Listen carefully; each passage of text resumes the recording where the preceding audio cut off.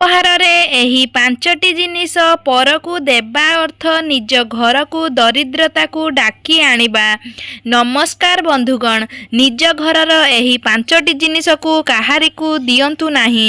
ଯଦି ଆପଣ ବ୍ୟବହାର କରୁଥିବା ଏହି ଜିନିଷକୁ କାହାରିକୁ ଦେଉଛନ୍ତି, ତେବେ ଏଥିରେ ଆପଣଙ୍କ ଘର ଲୋକମାନଙ୍କର ଅମଙ୍ଗଳ ହୋଇଥାଏ, ଧନହାନି ହୋଇଥାଏ, ଆପଣ ଅନେକ କ୍ଷତି ସହିବାକୁ ପଡ଼ିଥାଏ। ଏହିସବୁ ଜିନିଷଗୁଡ଼ିକୁ ଭୁଲରେ ବି କାହାରିକୁ ଦିଅନ୍ତୁ ନାହିଁ। ଏହି ଜିନିଷଗୁଡ଼ିକର ଦାନ କରିବା ଦ୍ୱାରା ଭଗବାନ କୃଷ୍ଣଙ୍କୁ ମଧ୍ୟ କଷ୍ଟ ସହିବାକୁ ପଡ଼ିଥିଲା। ଏହି ଜିନିଷଗୁଡ଼ିକ ଆପଣ ସମ୍ଭାଳିକି ନିଜ ପାଖରେ ହିଁ ରଖନ୍ତୁ।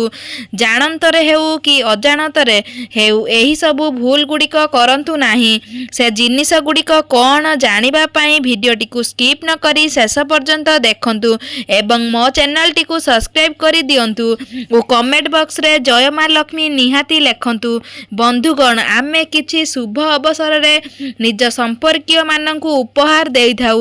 ବେଳେବେଳେ ଆମେ ଏହି ସଙ୍କଟ ଭିତରେ ଥାଉ କି ଏମିତି କ'ଣ ଉପହାର ଦେଲେ ନେବା ଲୋକଟି ଖୁସି ହେବା ଏବଂ ଉପହାର ଦେବା ଲୋକଟି ମଧ୍ୟ ଖୁସି ହେବ। କିନ୍ତୁ ବାସ୍ତୁ ହିସାବରେ ଏମିତି କିଛି ଜିନିଷ ଅଛି ଯାହାକୁ ଉପହାରରେ ଦେଇଦେଲେ ନିଜର ଏବଂ ନିଜ ପରିବାରଙ୍କର ଅମଙ୍ଗଳ ହୋଇଥାଏ। ଏହି ଜିନିଷଗୁଡ଼ିକ ଭୁଲରେ ବି କାହାରିକୁ ଦେବା ଉଚିତ ନୁହେଁ। ଏହା ଆପଣଙ୍କ ସହ ସାମ୍ନା ଲୋକଙ୍କର ମଧ୍ୟ କ୍ଷତି ହୋଇଥାଏ। ଏହି ଜିନିଷଗୁଡ଼ିକ ଉପହାରରେ ଦେଲେ ଆପଣ କାଙ୍ଗାଳ ହୋଇଯିବେ। ଶାସ୍ତ୍ରରେ ଲେଖା ଅଛି, ଯେତେବେଳେ ମା ଯଶୋଦା କିଛି ଜିନିଷ ପରଲୋକଙ୍କୁ ଭୁଲରେ ଦେଇଥିଲେ ସେତେବେଳେ ଭଗବାନ କୃଷ୍ଣଙ୍କୁ ଅନେକ କଷ୍ଟ ସହିବାକୁ ପଡ଼ିଥିଲା। ତାଙ୍କ ପରିବାରରେ ବିପତ୍ତି ଆସିଥିଲା। ଶାସ୍ତ୍ର ଅନୁସାରେ ଆପଣ ବ୍ୟବହାର କରୁଥିବା ସେହି ଜିନିଷଗୁଡ଼ିକ ଭୁଲରେ ବି କାହାରିକୁ ଦିଅନ୍ତୁ ନାହିଁ, ନହେଲେ ଆପଣ ବର୍ବାଦ ହୋଇଯିବେ।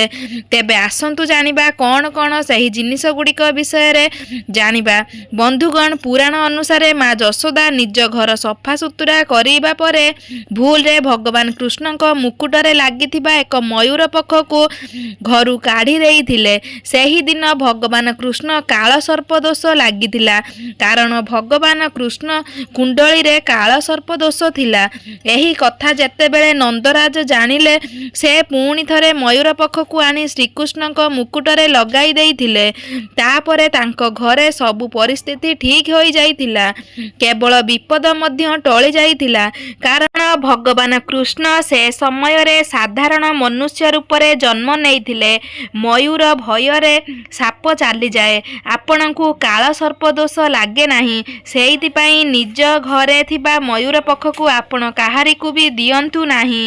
ବଜାରରୁ କିଣି ଦେଇପାରିବେ, କିନ୍ତୁ ଭୁଲରେ ବି ନିଜ ଘରେ ଥିବା ମୟୂର ପକ୍ଷ କାହାରିକୁ ଦାନ କରନ୍ତୁ ନାହିଁ, ନହେଲେ ଆପଣଙ୍କ ଘର ଉପରେ ବିପତ୍ତି ଆସିବ, ଆପଣ କାଙ୍ଗାଳ ହୋଇଯିବେ।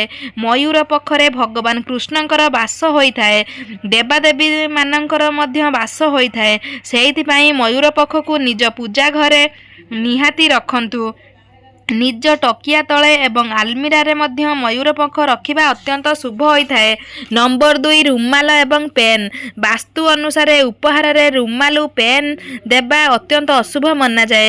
ଉପହାରରେ ରୁମାଲ ପେନ୍ ଦିଅନ୍ତୁ ନାହିଁ। ଏହାକୁ ଅନ୍ୟ ଲୋକଙ୍କୁ ଦେଇଦେଲେ କିମ୍ବା କାହାଠାରୁ ଉପହାରରେ ନେଲେ ନକାରାତ୍ମକ ଉର୍ଜାର ପ୍ରଭାବ ବଢ଼େ।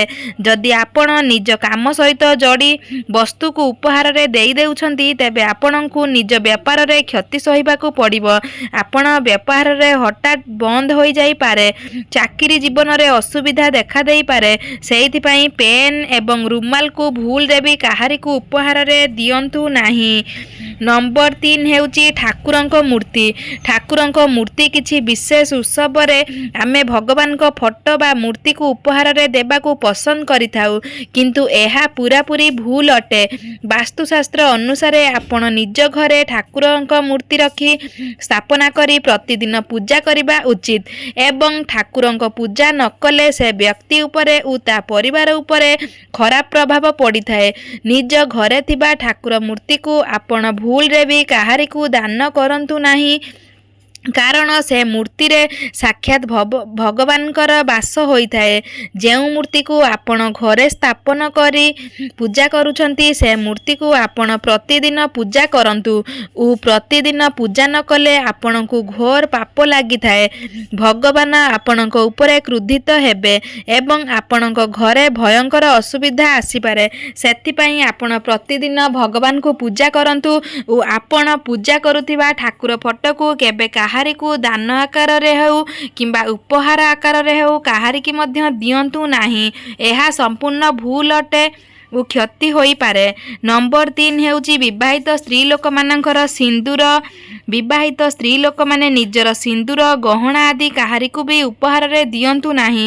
ଯେମିତିକି ମଙ୍ଗଳସୂତ୍ର, ଗୋଡ଼ମୁଦି, ପାଉଁଜି, ଟିକିଲି, ଚୁଡ଼ି, ଅଳତା। ଏହା ଆପଣଙ୍କ ସୁହାଗର ପ୍ରତୀକ ଅଟେ। ଏହି ସବୁ ଜିନିଷ ଅନ୍ୟକୁ ଦେବାର ଅର୍ଥ ନିଜର ସୁଖ ଶାନ୍ତି ଓ ସୌଭାଗ୍ୟକୁ ପର ହାତକୁ ଟେକି ଦେବା। ଏହିସବୁ ଗହଣା ଦେଲେ ଆପଣଙ୍କ ସ୍ୱାମୀଙ୍କ ଉପରେ ସଙ୍କଟ ଆସିବ। ଆପଣ ସ୍ୱାମୀଙ୍କ ସୌଭାଗ୍ୟ ଦୁର୍ଭାଗ୍ୟରେ ବଦଳି ଯାଇଥାଏ।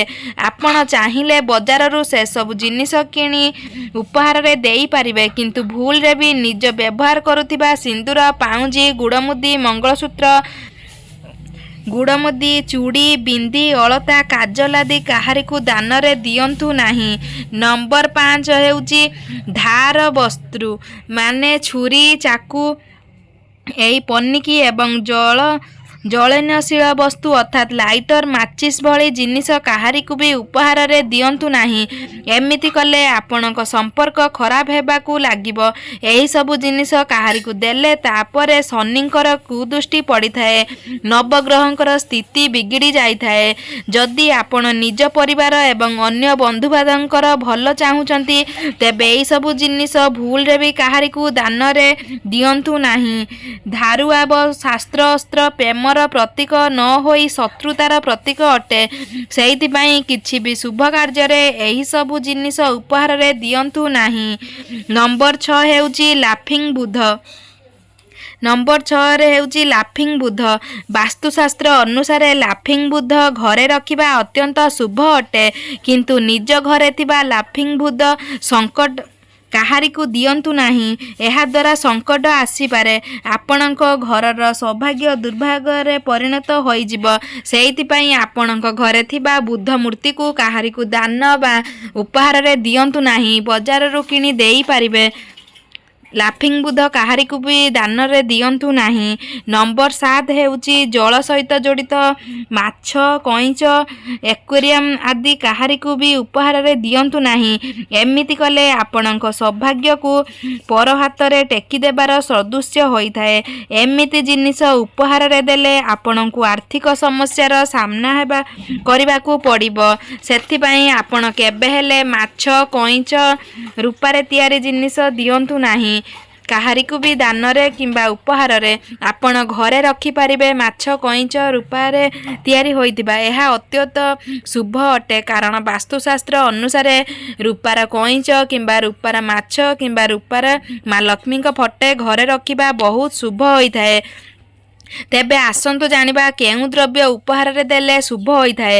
7ଟି ଘୋଡ଼ା ଥିବା ଫଟୋ ଦେବା ଅତ୍ୟନ୍ତ ଶୁଭ ହୋଇଥାଏ। ଆପଣମାନେ କୌଣସି କର୍ମକାର୍ଯ୍ୟରେ କାହାରିକୁ ବି ଉପହାର ଦେବାକୁ ଚାହୁଁଥିଲେ 7ଟି ଘୋଡ଼ା ଥିବା ଫଟୋ ବା ମୂର୍ତ୍ତି ଦେଇପାରିବେ, କାରଣ 7ଟି ଘୋଡ଼ା ଥିବା ଫଟୋକୁ ସୂର୍ଯ୍ୟଙ୍କର ପ୍ରତୀକ ବୋଲି ମନାଯାଏ ଓ ଏହି ଫଟୋଟି ଘରେ ରଖିଲେ ଘରେ ଆୟୁ ବୃଦ୍ଧି ଘଟିଥାଏ ଏବଂ ଟଙ୍କା ପଇସାର ଅଭାବ ଦୂର ହୋଇଥାଏ।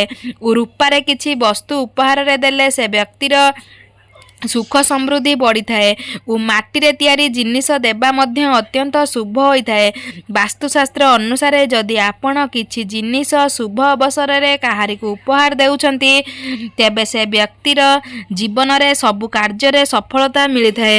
ତେଣୁ ବନ୍ଧୁଗଣ, ଆପଣମାନେ କାହାରିକୁ ଉପହାରରେ ଦେଉଥିବା ଜିନିଷ 7ଟି ଘୋଡ଼ା ହେଉ କିମ୍ବା ରୂପାରେ ତିଆରି କିଛି ଜିନିଷ ହେଉ ତାହା ଆପଣଙ୍କ ଘରୁ ନେଇ ଦିଅନ୍ତୁ ନାହିଁ। ତାହା ବଜାରରୁ କିଣି ଆଣିକି ଆପଣମାନେ ଉପହାରରେ ଦେଇପାରିବେ। ତେଣୁ ଦର୍ଶକ ବନ୍ଧୁ, ଆପଣ ଜାଣିଲେ କେଉଁ ଜିନିଷ ଘରୁ ଉପହାରରେ ଆପଣମାନେ ଦେବେ ନାହିଁ ଓ କେଉଁ ଜିନିଷ ଦେଲେ ଅଶୁଭ ହୋଇଥାଏ ଓ କାଙ୍ଗାଳ ହେବାକୁ ପଡ଼ିଥାଏ। ତେବେ ଭିଡ଼ିଓଟି ଆପଣମାନଙ୍କୁ ଯଦି ଭଲ ଲାଗିଥାଏ ତେବେ ଚ୍ୟାନେଲଟିକୁ ଗୋଟେ ସବସ୍କ୍ରାଇବ୍ କରିବା ସହିତ ଭିଡ଼ିଓକୁ ଗୋଟେ ଲାଇକ୍ ନିହାତି କରନ୍ତୁ ଓ କମେଣ୍ଟ ବକ୍ସରେ ଜୟ ମା ଲକ୍ଷ୍ମୀ ନିହାତି ଲେଖନ୍ତୁ। ରହୁଛୁ ପୁଣି ଏକ ନୂଆ ଭିଡ଼ିଓରେ ଆପଣମାନଙ୍କୁ ସ୍ୱାଗତ କରିବୁ।